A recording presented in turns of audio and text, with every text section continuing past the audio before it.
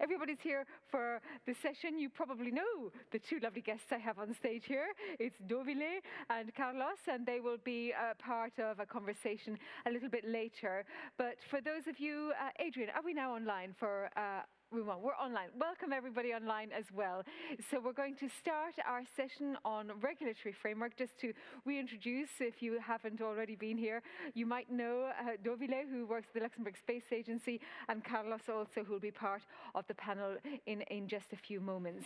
So Matthias Link, who is here with his different hat on now as a director at the Luxembourg Space Agency, to chair and to introduce this session. Matthias. Thank you very much, Lisa. Pleasure to be back again. So good morning, good afternoon, and good evening, depending on where you are, and welcome to this legal and regulatory session of the Space Resource Week. So as you know, there are numerous challenges that need to be solved when looking at the exploration and utilization of space resources.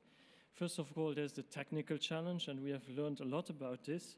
We've seen it yesterday in particular with these exciting missions such as Hayabusa, OSIRIS-REx, Hera, Viper, the Perseverance rover with the MOXIE instrument, the prospect on Luna 27. So there's still a lot to do in terms of understanding of the resources and the maturation of the different technologies.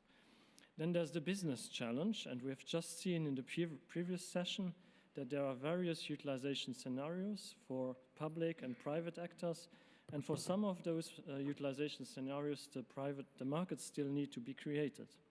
And then finally, there's the financial challenge, where we also need to find ways to bring in private investors, for example, looking at PPP models, as one of the previous presentations explained. Now, finally, of course, there's also the legal and regulatory challenge, which is certainly not less complex than the other ones that I just mentioned. And I see at least 4 reasons why this challenge is particularly challenging.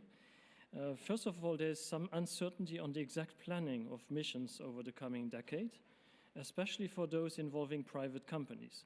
So there needs to be flexibility in this overall legal and regulatory process, for example, talking about adaptive governance. Second, there are lots of different aspects that need to be addressed, such as priority rights, avoidance of interference, coordination between countries, environmental issues, dispute resolutions, and many others. And third reason, many of these aspects need to be addressed on an international level. And this is often a rather complex process where lots of different interests will need to be considered and which will therefore also take time. But fourth reason, on the other hand, the different stakeholders, for example, the engineers, the entrepreneurs, and the investors, need legal security and clarity as soon as possible. Now, in Luxembourg, we recognize the need to address this legal challenge since the start of our SpaceResource.lu initiative 5 years ago.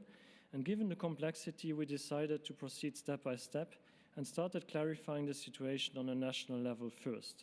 Obviously, this is not sufficient, so in parallel, we engaged in and followed the various multilateral and international initiatives and fora that were implemented over the past years.